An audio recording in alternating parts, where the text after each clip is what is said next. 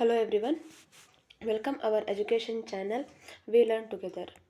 ಈ ಒಂದು ವಿಡಿಯೋದಲ್ಲಿ ಸೋಷಿಯಲ್ ಸೈನ್ಸ್ನ last minute revision 9 already 8 last minute ರಿವಿಷನ್ನ ವಿಡಿಯೋಗಳನ್ನು ನಾವು ನೋಡಿದ್ದೇವೆ. ಇದು 9ನೇ ಲಾಸ್ಟ್ ಮಿನಿಟ್ ರಿವಿಷನ್ಗೆ ಇರುವಂತಹ ಒಂದು ವಿಡಿಯೋ ಆಗಿದೆ. ಇದರ ಜೊತೆಯಲ್ಲಿ 6, 7, 8 ಮತ್ತು 9 10ನೇ ತರಗತಿಯ ಸರಣಿ ವಿಡಿಯೋಗಳನ್ನು ಸಹ ನಾವು ಅಪ್ಲೋಡ್ ಮಾಡ್ತಾ ಇದ್ದೇವೆ. ಅವುಗಳು ಸಹ ನೀವು ನೋಡಿ TET ಎಕ್ಸಾಮಲ್ಲಿ ಹೆಚ್ಚಿನ ಅಂಕ ಗಳಿಸಲಿಕ್ಕೆ ಸಹಾಯ ಮಾಡ್ಕೊಳ್ಬೋದು.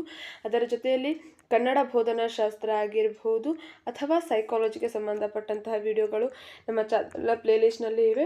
ಅವುಗಳನ್ನು ಸಹ ನೀವು ನೋಡಿ ನಿಮ್ಮ TETಯಲ್ಲಿ ಸ್ಕೋರನ್ನು 110+ ಅನ್ನು ಮಾಡ್ಕೊಳ್ಳಿಕ್ಕೆ ಇವು ಸಹಾಯ ಆಗುತ್ತೆ ಅಂತ ಹೇಳ್ತಾ ವಿಡಿಯೋವನ್ನು ಸ್ಟಾರ್ಟ್ ಮಾಡೋಣ.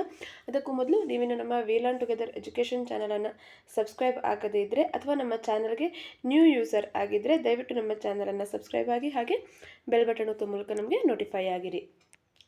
ಫಸ್ಟ್ ಕ್ವಶನ್, ದಕ್ಷಿಣ ಅಮೆರಿಕಾ ಖಂಡವನ್ನು ಕಂಡುಹಿಡಿದವರು? ಕ್ರಿಸ್ಟೋಫರ್ ಕೊಲಂಬಸ್ ಈತ ದಕ್ಷಿಣ ಅಮೆರಿಕಾ ಖಂಡವನ್ನು ಕಂಡುಹಿಡಿತಾನೆ. ಹುಲ್ಲುಗಾವಲುಗಳ ನಾಡು ಅಂತ ಹೇಳಿ ಯಾವ ಖಂಡವನ್ನು ಕರೀತಾರೆ? ದಕ್ಷಿಣ ಅಮೆರಿಕಾ ಖಂಡವನ್ನು ಹುಲ್ಲುಗಾವಲುಗಳ ನಾಡು ಅಂತ ಹೇಳಿ ಕರೀತಾರೆ. ಜೊತೆಗೆ ಆ್ಯಂಡಿಸ್ಗಳ ನಾಡು ಅಂತ ಹೇಳಿ ಕರೆಯುವಂಥದ್ದು ದಕ್ಷಿಣ ಅಮೆರಿಕಾವನ್ನು. ಆ್ಯಂಡಿಸ್ ಪರ್ವತಗಳು ಕಂಡುಬರುವಂಥದ್ದು ದಕ್ಷಿಣ ಅಮೆರಿಕಾದಲ್ಲಿ. ಇವು ಸಹ ಮಡಿಕೆ ಪರ್ವತಗಳು, ಭಾರತದ ಹಿಮಾಲಯದ ಪರ್ವತಗಳಂತೆ, ಈ ಉತ್ತರ ಅಮೆರಿಕಾದ ರಾಕಿ ಪರ್ವತಾವಳಿಗಳಂತೆ ಇವು ಮಡಿಕೆ ಪರ್ವತಗಳ ಗುಂಪಿಗೆ ಸೇರಿದಂಥವು ಆ್ಯಂಡಿಸ್ ಪರ್ವತಾವಳಿಗಳು. ನೆಕ್ಸ್ಟ್, ದಕ್ಷಿಣ ಅಮೆರಿಕಾದಲ್ಲಿರುವಂಥ ಒಟ್ಟು ದೇಶಗಳ ಸಂಖ್ಯೆ. ಒಟ್ಟು ಈ ಖಂಡದಲ್ಲಿ 13 ದೇಶಗಳು ಇರುವಂಥದ್ದು. ದಕ್ಷಿಣ ಅಮೆರಿಕಾದಲ್ಲಿ ಸಮುದ್ರ ತೀರವನ್ನು ಹೊಂದಿರದ ರಾಷ್ಟ್ರ ಬೊಲಿವಿಯಾ ಮತ್ತು ಪರಾಗ್ವೆ. ಇದನ್ನು ಲ್ಯಾಂಡ್ ಲಾಕ್ಡ್ ಕಂಟ್ರೀಸ್ ಅಂತ ಕರಿತೇವೆ. Land locked countries. ಯಾಕೆ? ಇದಕ್ಕೆ ಯಾವುದೇ ಸಾಗರದ ವ್ಯಾಪಾರವನ್ನು ಮಾಡಬೇಕು ಅಂತ ಅಂದರೆ ಅಥವಾ ಸಮುದ್ರ ತೀರ ಇದಕ್ಕೆ ಹೊಂದ್ಕೊಂಡು ಇರದೇ ಇರೋ ಕಾರಣ ಸಮುದ್ರ ಮಾರ್ಗವಾಗಿ ಏನಾದರೂ ವ್ಯಾಪಾರ ಮಾಡಬೇಕು ಅಂದರೆ ಮತ್ತೊಂದು ದೇಶವನ್ನು ದಾಟಿ ಅದು ಹೋಗಬೇಕಾಗತ್ತೆ. ಆ ರೀತಿಯಾಗಿ ಇರುವಂಥದ್ದು. ಹಾಗಾಗಿ ಇದನ್ನು ಲ್ಯಾಂಡ್ ಲಾಕ್ಡ್ ಕಂಟ್ರಿ ಅಂತ ಹೇಳಿ ಕರೆಯುವಂಥದ್ದು.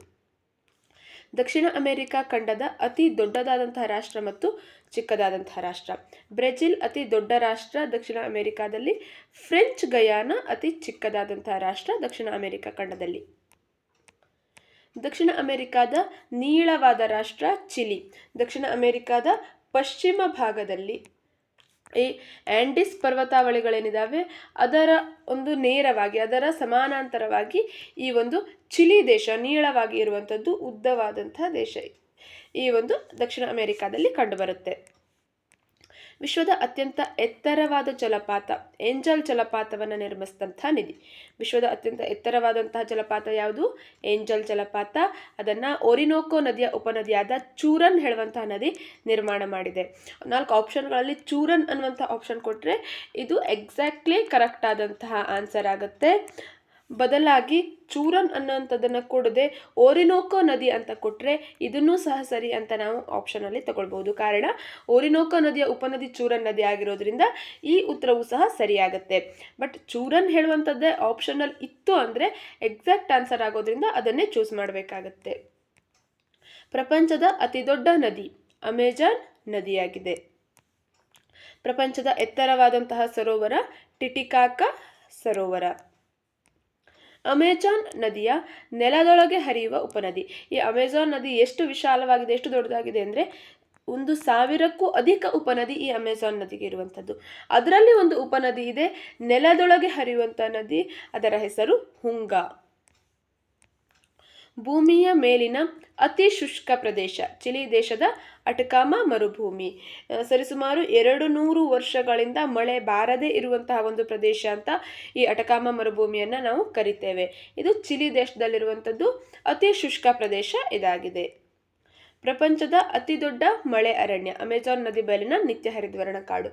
ಪ್ರಪಂಚದ ಅತಿ ದೊಡ್ಡ ಮಳೆ ಅರಣ್ಯ ಆಗಿದೆ. ಫಸ್ಟ್ ಅಮೆಜಾನ್ ನದಿ ಬಯಲಿನ ಮಳೆಕಾಡು, ಅದರ ನೆಕ್ಸ್ಟ್ ಬರುವಂಥದ್ದು ಕಾಂಗೋ, ಆಫ್ರಿಕಾದ ಕಾಂಗೋ ಕಣಿವೆಯಲ್ಲಿರುವಂತಹ ಮಳೆಕಾಡು. ಅದಾದಮೇಲೆ ಏಷ್ಯಾ ಖಂಡದಲ್ಲಿ ಕಂಡುಬರುವಂತಹ ಮಳೆಕಾಡು ಸಮಭಾಜಕ ವೃತ್ತದ ಅರಣ್ಯ.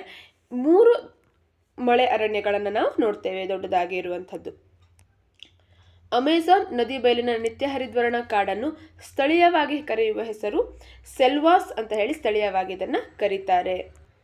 ನೆಕ್ಸ್ಟ್, ದಕ್ಷಿಣ ಅಮೆರಿಕಾದ ರಬ್ಬರ್ ಮರಗಳನ್ನು ಬಳಸುವಂಥದ್ದು. ದಕ್ಷಿಣ ಅಮೆರಿಕಾದಲ್ಲಿ ಈ ರಬ್ಬರ್ ಮರಗಳನ್ನು ಬಳಸುವಂಥದ್ದು ಲ್ಯಾಟೆಕ್ಸ್ಗಳನ್ನು ತೆಗೆಯುವುದಕ್ಕಾಗಿ, ಲ್ಯಾಟೆಕ್ಸ್ ತೆಗೆಯಲು ಬಳಸ್ತಾರೆ.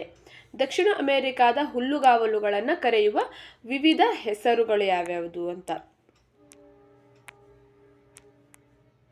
ದಕ್ಷಿಣ ಅಮೆರಿಕಾದ ಹುಲ್ಲುಗಾವಲುಗಳನ್ನು ಕರೆಯುವ ವಿವಿಧ ಹೆಸರು.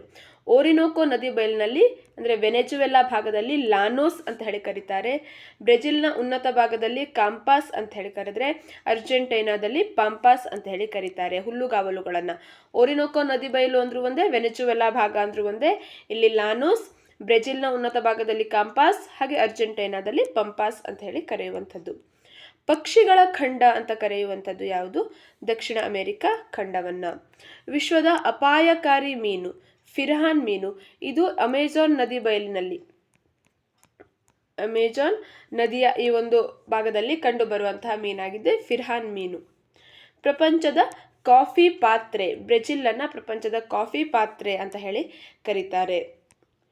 ವಿಶ್ವದ ಕಾಫಿ ಬಂದರು ಯಾವುದು? ಕಾಫಿ ಬಂದರು ರಿಯೋ ಡಿ ಜನೈರೋ. ಇದನ್ನು ಕಾಫಿ ಬಂದರು ಅಂತ ಹೇಳಿ ಕರೀತಾರೆ.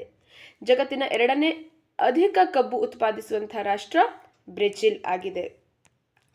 ಆಸ್ಟ್ರೇಲಿಯಾ ಖಂಡದ ಮಧ್ಯದಲ್ಲಿ ಹಾದು ಹೋದಂಥ ಅಕ್ಷಾಂಶ ಮಕರ ಸಂಕ್ರಾಂತಿ ವೃತ್ತ, ಅಂದರೆ 23.5 ಡಿಗ್ರಿ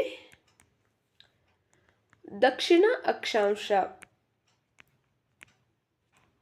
ಇದು ಆಸ್ಟ್ರೇಲಿಯಾ ಖಂಡದ ಮಧ್ಯದಲ್ಲಿ ಹಾದು ಹೋಗಿರುವಂಥದ್ದು. ಪ್ರಪಂಚದ ಚಿಕ್ಕ ಖಂಡ ಆಸ್ಟ್ರೇಲಿಯಾ, 2ನೇ ಚಿಕ್ಕ ಖಂಡ ಯುರೋಪ್ ಆಗಿದೆ. ಪ್ರಪಂಚದ ದೊಡ್ಡ ಖಂಡ ಅಂತ ಬಂದರೆ ಏಷ್ಯಾ ಖಂಡ, 2ನೇ ದೊಡ್ಡ ಖಂಡ ಅಂತ ಬಂದರೆ ಆಫ್ರಿಕಾ ಖಂಡ. ನೆಕ್ಸ್ಟ್, ಸಮತಟ್ಟಾದ ಭೂಖಂಡ ಅಂತ ಕರೆಯುವಂಥದ್ದು ಆಸ್ಟ್ರೇಲಿಯಾವನ್ನು. ಕಾರಣ ಏನು? ಇದರಲ್ಲಿ ಈ ಆಸ್ಟ್ರೇಲಿಯಾ ಖಂಡದಲ್ಲಿ ಯಾವುದೇ ಭಾಗವನ್ನು ತೆಗೆದುಕೊಂಡ್ರೂ ಸಮುದ್ರ ಮಟ್ಟಕ್ಕಿಂತ 600 ಮೀಟರ್ಗಿಂತ ಸರಾಸರಿ 600 ಮೀಟರ್ಗಿಂತ ಹೆಚ್ಚಿನ ಎತ್ತರವನ್ನು ಹೊಂದಿಲ್ಲ. ಹಾಗಾಗಿ ಇದನ್ನು ಸಮತಟ್ಟಾದ ಭೂಖಂಡ ಅಂತ ಹೇಳಿ ಕರೀತಾರೆ.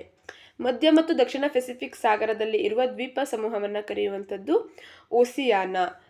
ಮಧ್ಯ ಮತ್ತು ದಕ್ಷಿಣ ಪೆಸಿಫಿಕ್ ಸಾಗರದಲ್ಲಿರುವ ದ್ವೀಪ ಸಮೂಹವನ್ನು ಸೇರಿಸಿ ಓಸಿಯಾನ ಅಂತ ಹೇಳಿ ಕರೆಯುವಂಥದ್ದು.